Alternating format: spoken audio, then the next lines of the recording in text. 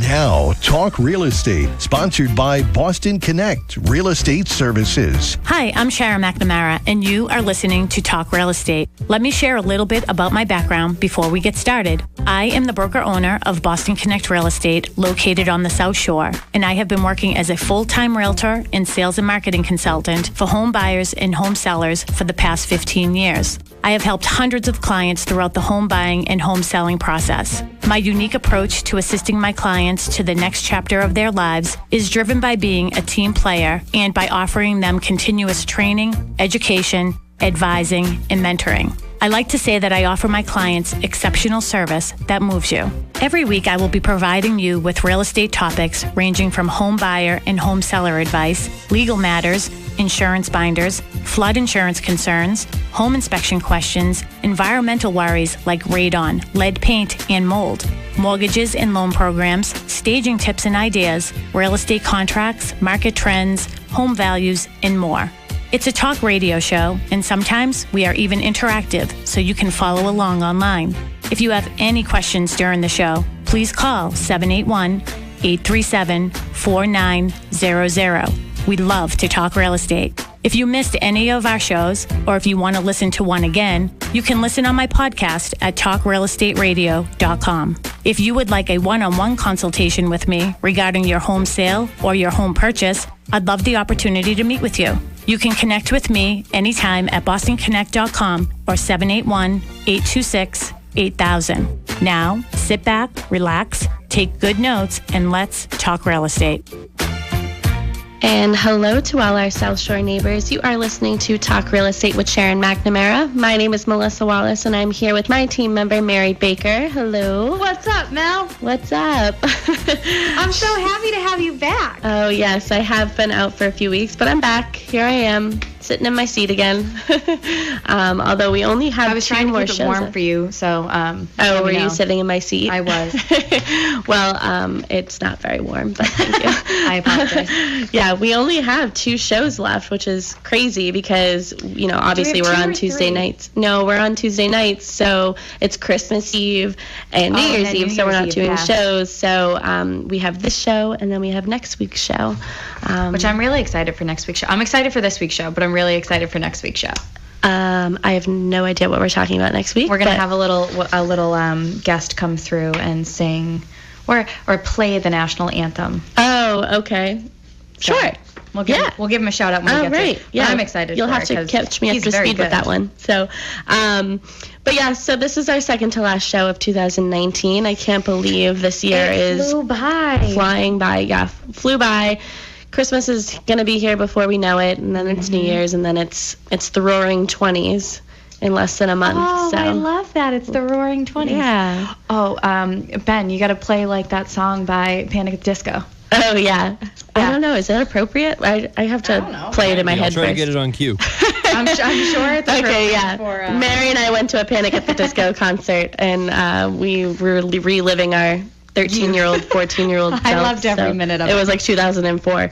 But anyways, we have a fun show tonight. Actually, Sharon is not here tonight, but she is watching on Facebook Live. We are on Facebook Live if you go to Boston Connect Real Estate. So she's in our comment section right now. So if you have any questions for us, feel free to comment, or you can give us a call at the studio, 781-837-4900, and Ben will get you right over to us. And speaking of getting somewhere, we have Lisa DeMilo at the ATD Traffic Center. Gonna give us a traffic update. So how's it looking out there, Lisa? We continue to monitor Route 24 South. It's stop and go from 93 through Brockton with a crash by Route 123. Or back in it from 495 down past Route 44. The expressway southbound is curling from the tunnel all the way to the split. Northbound delays from East Milton up past Neponset Circle and again approaching the tunnel. Route 3 South is slow from the expressway down past Union Street and down past Route 18. This report is sponsored by Doctor-Patient Unity. Surprise medical bills are bankrupting Americans, but insurers refuse to pay their fair share.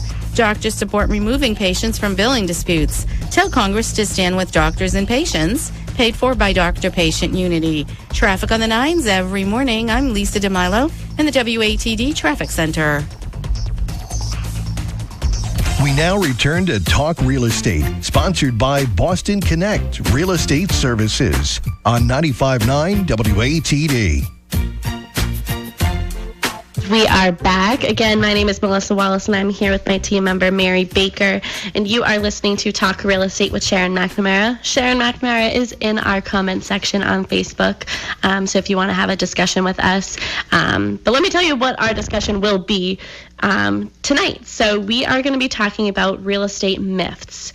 We've been hearing a lot of sort of, what are they, like faux pas or something? Like, I don't know if they're really faux pas. About real estate. I know you guys did a show while I was out about, should I sell my house in the winter? Does anyone really come around? Whatever. Mm-hmm. So we'll get into that later on in the show, but we wanted to sort of talk about some other myths that are pretty common and that we hear as real estate agents. I called it our myth busting show, so I put it on Facebook. I put it on my personal page, and I was like, oh, I always wanted to be a myth buster. Yes, and Ghostbusters new trailer came out the other day, so I was watching that.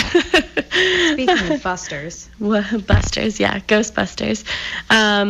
All right, so should we just jump right into it? I mean, we have a ton. Mary, we put 20 things on this list. That's what we did? Myths. Oh, my gosh. I mean, Let's get ready to rumble! What is this? Oh, yeah, so we're...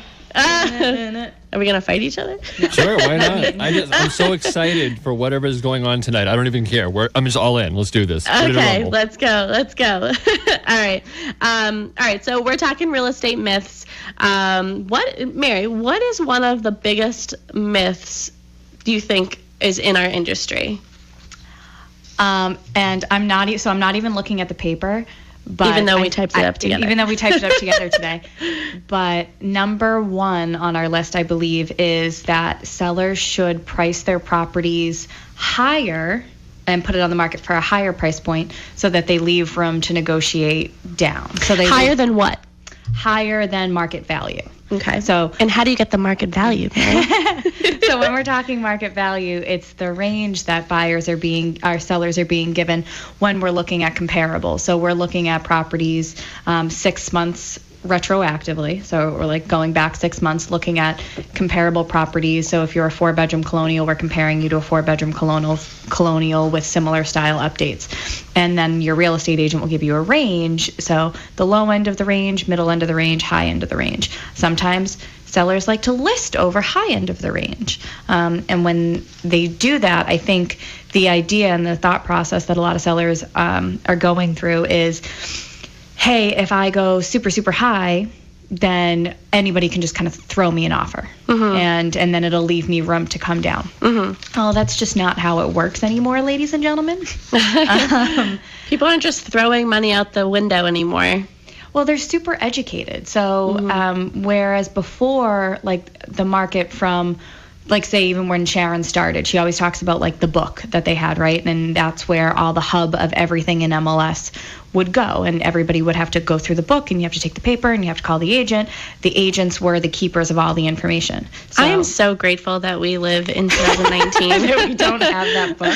That is just, it just seems like so much work. Although we do have a lot of work now, but it's a little bit easier now that we can go online instead of having to lug around a book. And I can only imagine, like, what it was going through real estate agents' minds when the book was getting phased out and MLS was getting phased in. I know. So were people excited, or were they not? Call in if you were a real estate agent during that time. Were you excited, or were you disappointed because you like paper? I love paper, but I also love the internet. Well, I probably think they were terrified. Like, I know when TRID first came out and all the kind of like the new, it really wasn't RESPA rules, but in 2015, it caused like a complete and total hoopla, or like an uproar in real estate in general, because everybody was so nervous about what those regulations were going to do. So I can only imagine what doing away with a book and going everything online did.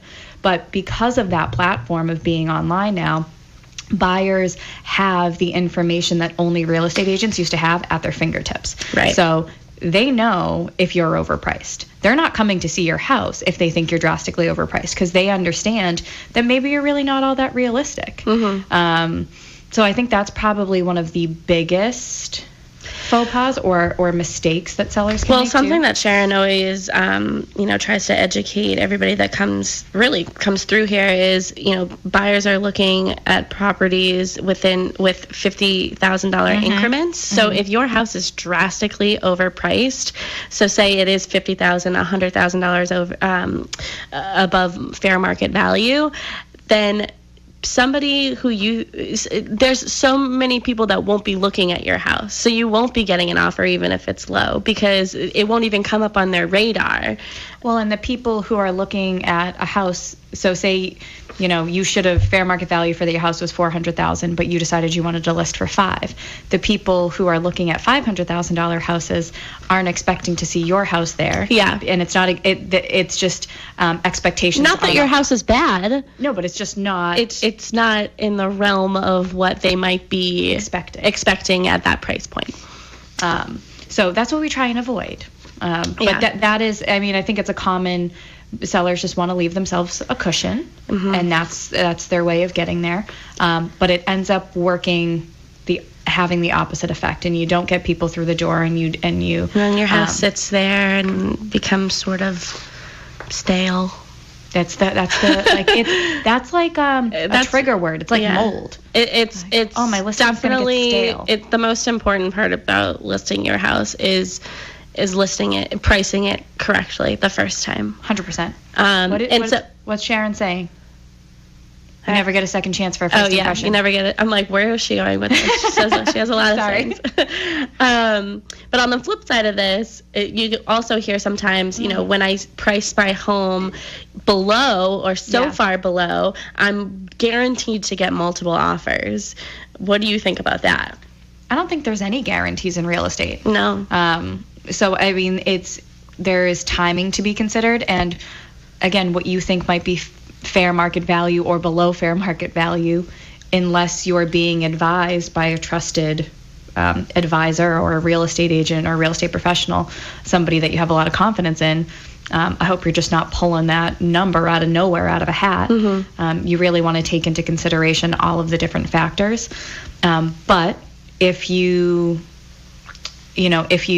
align yourself accordingly, I think it's possible that pricing on the lower side, especially in a frenzied market or a spring market where there's an inundation of inventory and an inundation of buyers, it does give you a little bit of an edge, in my opinion. Yeah. I believe that anything is possible. So people might see right through that. People might see right through that and offer you below even that or at asking, and it's like, well, you asked for this amount, so I'll give you this amount, even though you think that it's worth more, then you should have went on for more. So there's always a flip side to really everything, but you really don't know. You don't know what is going to happen until it happens. Maybe we're master debaters. Like, everything has a rebuttal. Like, do you know what I mean? Like, so say I say, no, it's a seller's market. You say, well, look at it this way. It could be a buyer's market. Yeah. But that's the good thing about, our office, especially when Laura Rini, who is an associate broker at Boston Connect Real Estate, she holds a meeting every Tuesday with some of our agents, and she calls it Tackle It Tuesdays. And, they hold each other accountable and all that fun stuff. But they talk about these types of things. Here's my perspective on this situation. Here's another perspective. We talk about this type of stuff in our office meetings when we meet once a month as an office. So, we're always brainstorming, and I feel like everyone always has their own opinion or own view of certain things. So someone might think that it is a seller's market, and someone might think that it's a buyer's market, but it might just be their circumstances, not necessarily the whole entire market. Yeah, for sure. All right, moving on to our next real estate myth. We have 20 to get through. Yeah, we have 18 And I made more. a comment. I was like, I try and stick to the agenda today. You can get a better deal as a buyer if you don't use a real estate agent. Well, Well, you're our buyer's agent. You are our buyer's agent on the team, so why don't you take this one? And so, I love to use like real life experiences when we're on the show. So even today, I was speaking with a client, and she was approached by somebody who was trying to sell her house directly to her, and she was very open and honest with me and said, hey, this is the scenario that's going on, and I just want to keep you clued in. I really don't want to do this without you. This is what I'm going to try and present her with. I said I am happy to have a conversation with her and show her why it's advantageous as a seller to at least have one agent involved. I would love to have 2 agents involved, but if she's not going to use any, I'd rather her use one. And there's just a lot of, we're trained to do this stuff, and it didn't come lightly. Like this has been, for me, 9 years in the making, and I think I'm just starting to come into my own and feel really, really confident in the business. So there's just a lot of intricacies that can happen, right? So for her, she was telling me that, she told me, so the seller told our buyer that they had another offer and they were communicating back and forth, and it turns out, and she was like, oh, but I really want to sell to you. I really want to sell to you. And she had potentially negotiated a lower price for the house, and the seller up and changed her mind and said, oh, I'm sorry, I forgot. I already accepted the other offer. Oh, yes. I forgot that I have an accepted offer on my home. That's a first. I've never heard that before. Well, it's because, so I'm trying to explain it in a way. When you're going directly to a seller or when you're going directly through the listing agent, everybody deserves the opportunity to have representation. That is literally why in the state of Massachusetts we have the agency disclosure, and it's clean and clear, describes every different type of agency there can be: seller's agent, buyer's agent, dual agency, facilitator, whatever it is, because you have the right to have somebody who's looking out for your best interest. Well, in that scenario, who is the seller looking out for? They're looking out for themselves. Yeah. Of course. Same thing when going directly to the listing agent. It could be seen that, you're getting a deal because now the seller isn't paying a buyer's agent as well, but that's not necessarily the case because that compensation is going somewhere.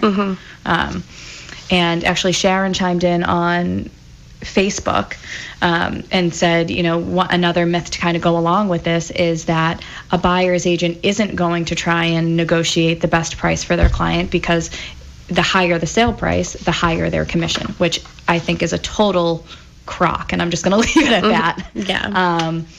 I have never, and I've never calculated my commission prior to getting something, literally prior to sending out the commission statement, which is the last 3 days prior to closing, because it doesn't matter. We want to get you the house for the amount that you want it for and the amount that's appropriate. Unfortunately, not everybody is like that, but on the flip side, not everybody is like that, but I feel like we're unique enough where it doesn't even matter. I mean, we're doing this to change and help people's lives and help transition them into another chapter in their life.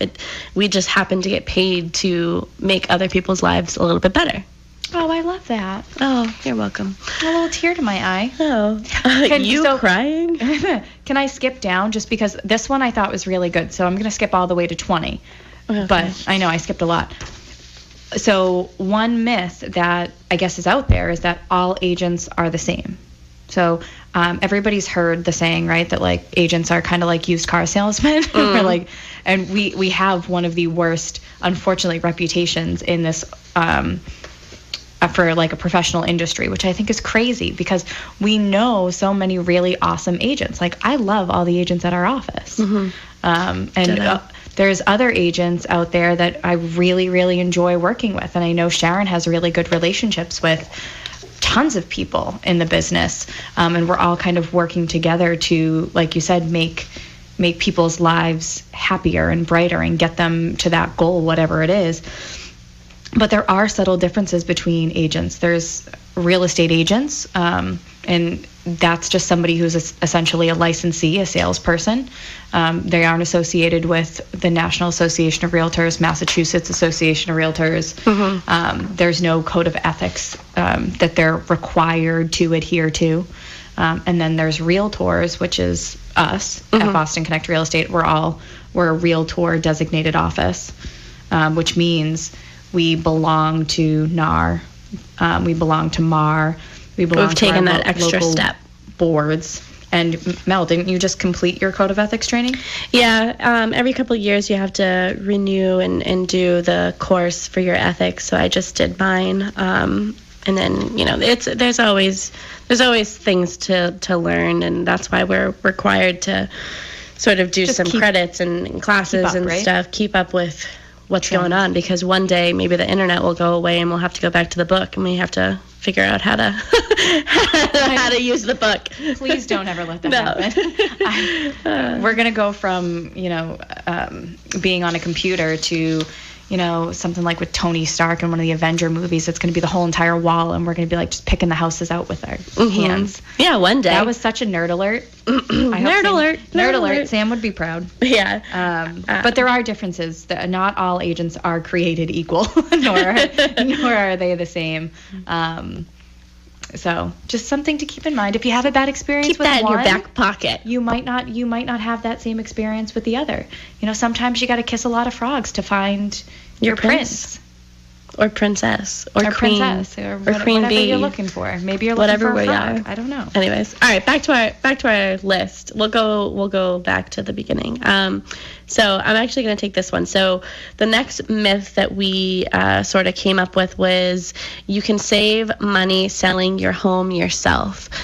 So we call these FSBOs, which is for sale by owner.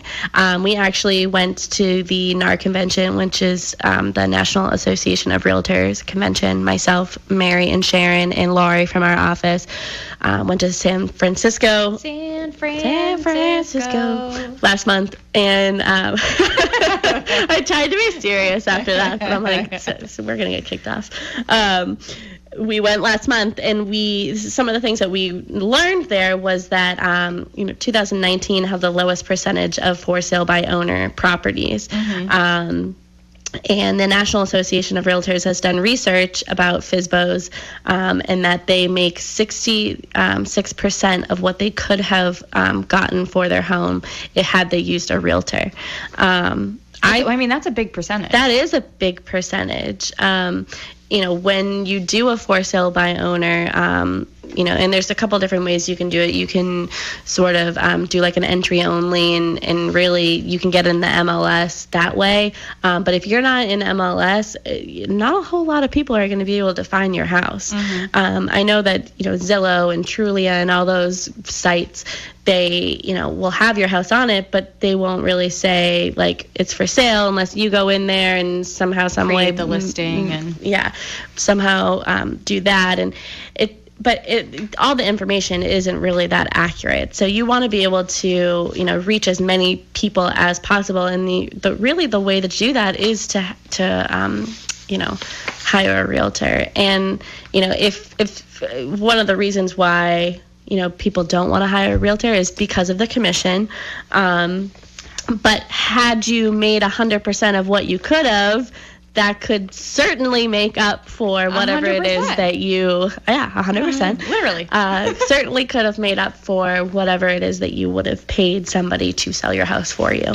And it is. I think people underestimate that this is a full-time job sometimes. Yes, there are certain scenarios that, you market the house, you put the house on the market, and it goes in a weekend. There's still a lot from getting that accepted offer until sale that goes into it, goes into the whole sale process itself. So it's not as simple as I put a for sale sign out in front of my house and somebody gave me a full price offer and then bing, bang, boom, I'm done. I feel as if a lot of people, and I've had clients say this to us personally, I can't believe you do this as a full-time job. It's like, it's so much. How do you deal with this every day? And it's just like, this is our job. This is what we love to do. I couldn't be a teacher. Nope, not even remotely. Couldn't be a nurse, but this is what we do. So I just think it's more difficult than we make it seem. Our job is to make it look easy. It's really not that easy. Well, that was another thing that we had learned is don't always make it look easy to everybody. Don't always, say that everything's going to work out and all that. We're going to try our hardest to make sure that it does and that it does go smoothly.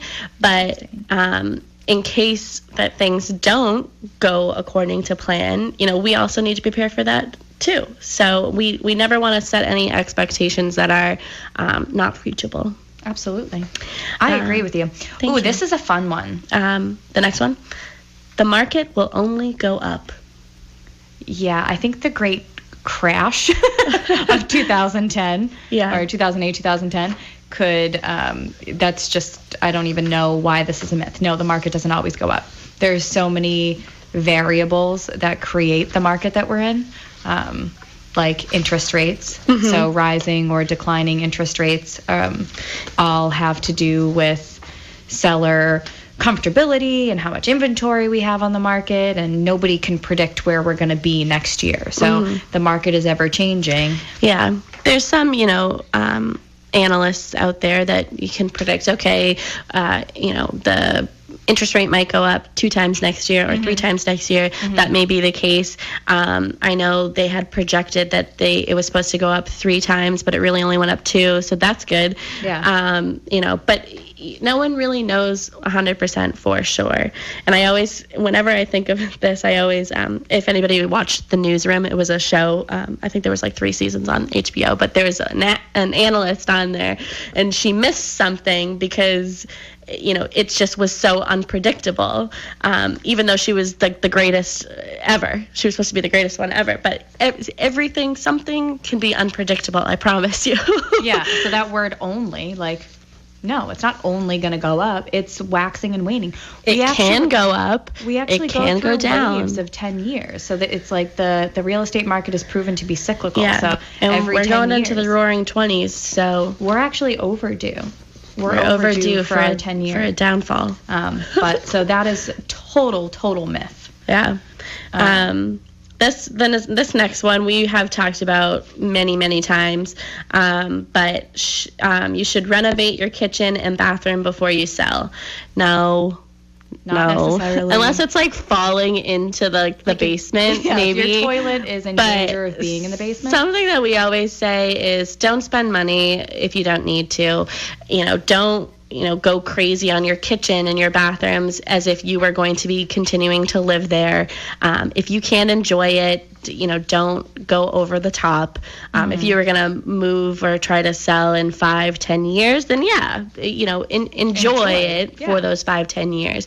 But if you're looking to sort of get a quick fix in a sell, don't really spend, a ton of money on doing those renovations, because you're not really going to get all that money back. No. People think that they do, dollar for dollar, and you don't. And again, if you aren't going to enjoy it, then why bother? And then everybody has different tastes. So not everybody loves an all-white kitchen. Not everybody loves oak cabinets. Not everybody, some people prefer, tan palettes versus green palettes. Yeah, green palettes or gray white palettes. And gray are very in right now, but they weren't always, and they probably won't always be in the future. So, everybody's taste is different. So, I don't know. I just always say, don't go crazy, don't go over the top. But if something's broken, obviously fix it. Yeah. But you need a new sink, put in a new sink. Yeah. If your toilet's leaking, all right, we'll fix it. We know a plumber. We got a guy. We got a plumber. And his name is Mark McNamra. He owns McNamra Plumbing. That's a little plug. He has an office here, so why don't you come on by? You can talk to him too. Yeah. So let's see. Next one. You'll earn back what you spend on renovations. All right. So Mary, you put a little note here. Do you want to talk about that, or? Oh, so back. It was a show that we did in our new space. Actually, we talked to an appraiser, and actually we were talking about. I was talking to him about putting on an in-law, not mine, but doing an in-law space, and say I spend $200,000 doing that in-law. Can I then immediately go to resell it if I have to in a year for whatever the value of my house is plus that $200,000 that I just sunk into it? And he goes, not even remotely. No. So you're getting, for major renovations, especially if you're looking for a really quick turnaround time, you're estimating that you're getting, or they're estimating about 50 cents per dollar. So my $200,000 that I just sunk into my in-law is now $100,000 of equity. So a lot of people don't want to do that. So why would you spend $100,000 renovating all of your bathrooms and kitchens to at least get in your $50,000 case, back?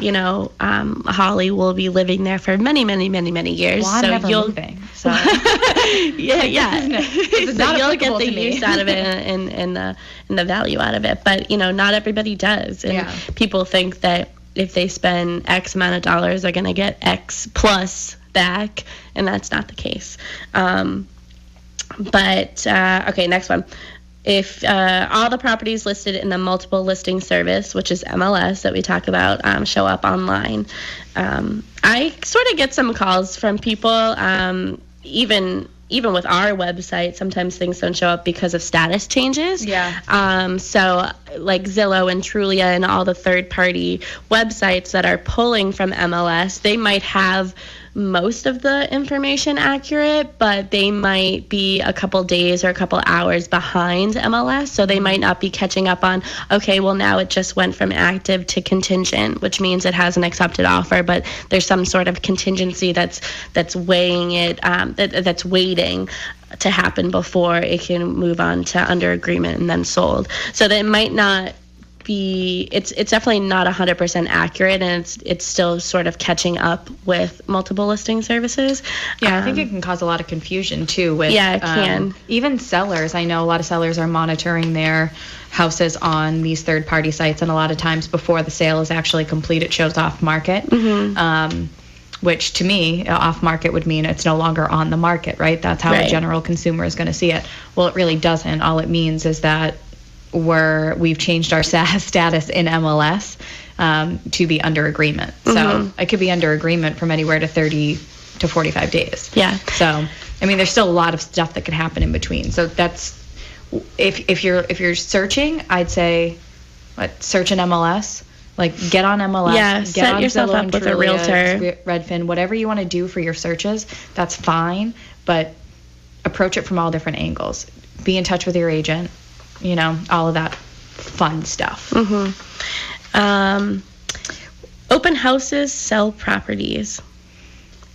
Mary wasn't sure why this is a myth. I was like, I don't understand why this is a myth. I just don't get it. So, yeah, I think open houses sell properties. Do I think they're the only thing that sells properties? No. I think, what did I call it earlier? A three-pronged approach. And I don't, and there's more than one throng. There's more than three. There's all different strategies as to how you get your house sold. But what I don't understand is there's going to be people who can't make showings during the week because it's the winter now and it gets dark or at 4:30. They work during the day and then they have children at night, or they have activities that they do. They are moving from the North Shore to the South Shore, western part of Mass over to the eastern part, moving from out of state. You just never know. And your house might be perfect for them, so they might only have the weekends to be able to see your house.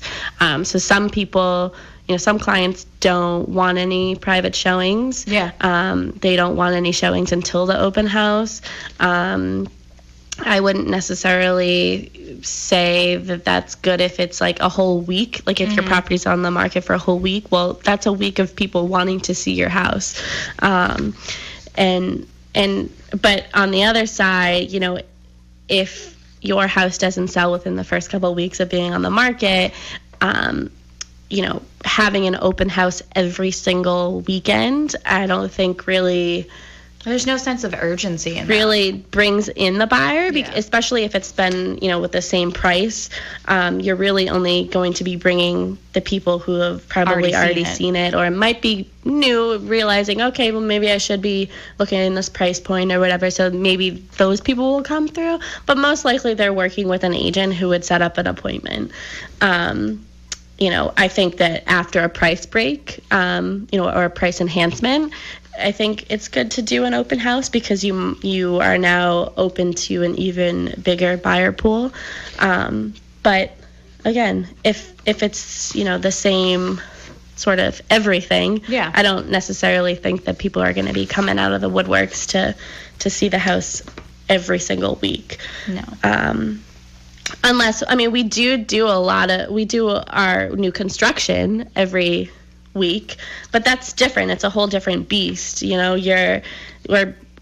we have so many different products to show that someone might say, oh, I was here 6 months ago when I saw that house, and now we have a new house, brand new house, and you know, now we have that for you to see. So new construction, I feel like, is out of this it's a different, like you said, it's a different realm. More resales. But I don't understand why that's a myth, so I'm just going to say it's not a myth. No, it's not. We don't think it's a myth. Can sell houses.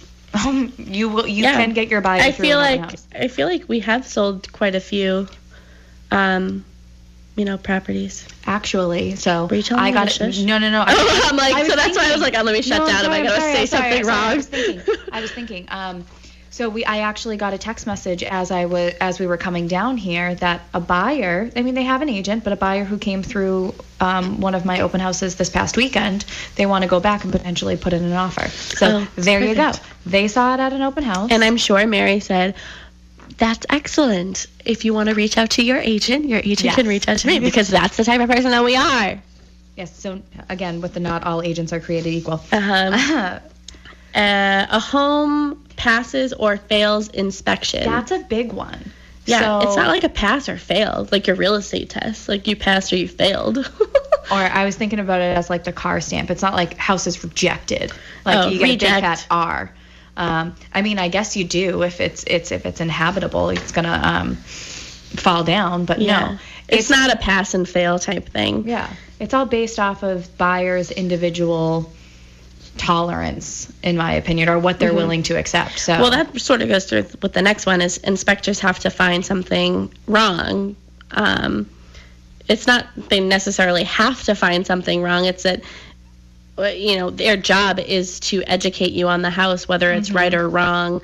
They want to show you how to shut the water off, how the heating system works. If the heating system happens to not work, that's a good thing to know. They're going to tell you. And a home inspector is going to tell you. A home inspector can say, this is not right. You should ask for, a roofer to come in, an electrician. They're sort of there to educate you and sort of find something that is sort of kooky. And their job. You're hiring them to inspect something that you might not have any knowledge about. So it's not like they have to find something wrong. It's that that's their job. They're going to tell. They will tell you when something is wrong. I've gone to plenty inspections where nothing is wrong. There's nothing. And I wouldn't say nothing. There's always going to be little things, but heck, it's you're buying a house. It's not going to be perfect. So I feel like I've seen inspectors struggle to find something wrong and say, I really want to be able to tell you something bad, but I got nothing. I want to be able to, find something because I feel like I'm missing something, but they're not. I just wanted to say, I was going to talk about the podcast and all that stuff, but I don't know, did she change the name of it? Did we change the name of it? I was out of this. So we are, you can find us on iTunes, which I think is crazy. You can find us on iTunes, on Spotify, the TuneIn app, if you have the TuneIn app. Sharon just posted the link to the TuneIn app on Facebook. So go to Boston Connect Real Estate on Facebook. You can listen. You can go and find all of our past podcasts. You can go to bostonconnect.com, find all of our past shows, find us on Facebook, Instagram, all those fun things. And you can find all of our contact information too on bostonconnect.com. So if you ever want to have a one-on-one consultation or you just want to hang out with us because we're pretty cool, just let us know. I think so. Just let us know. We just have about 8 minutes left in the show, so we want to get through some of these things, and then we'll talk about some things that we have going on this weekend. So this is a myth, and I didn't highlight it.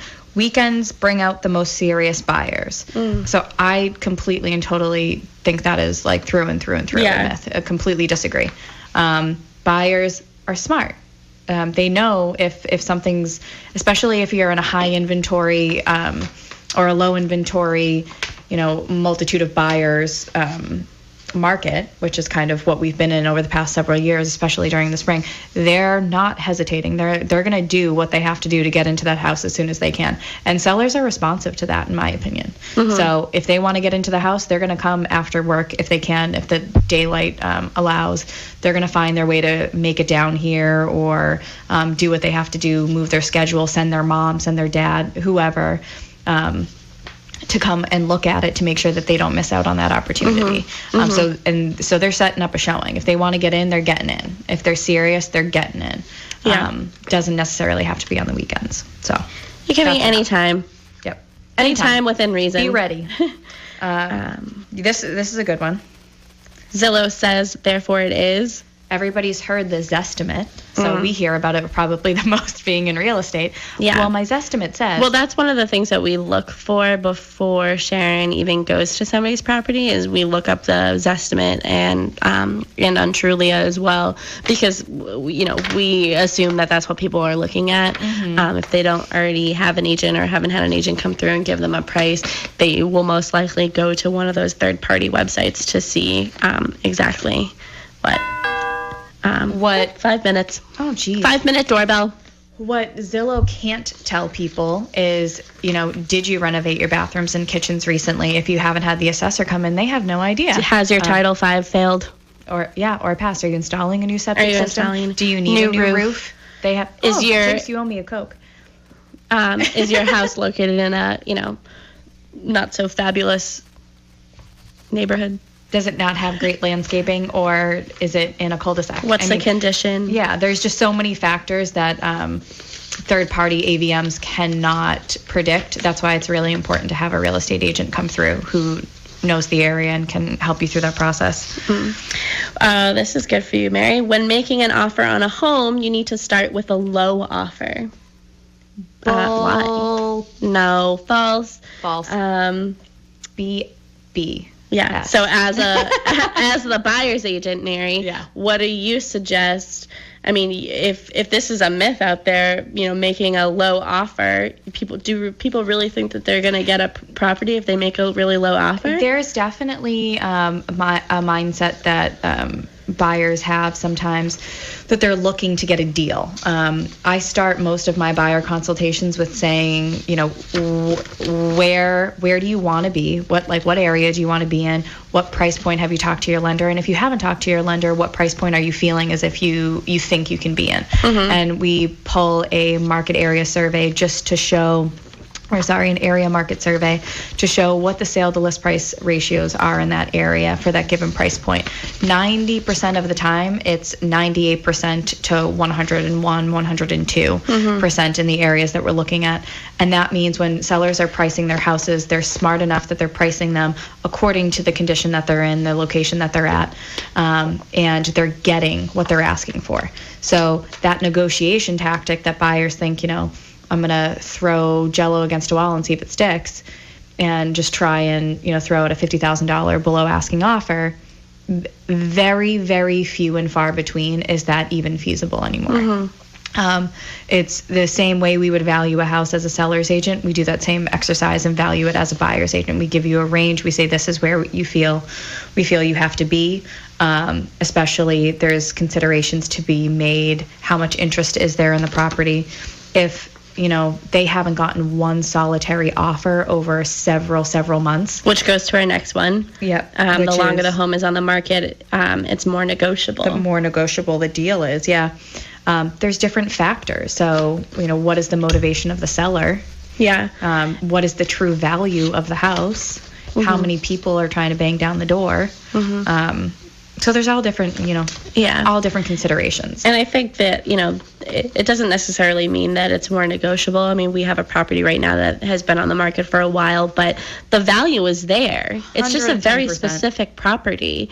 We're looking for a needle in 12 million haystacks. Yeah. No, I'm and kidding. there's a house for everybody. So, I mean, the buyer is out there. But it doesn't necessarily mean that the property is more negotiable.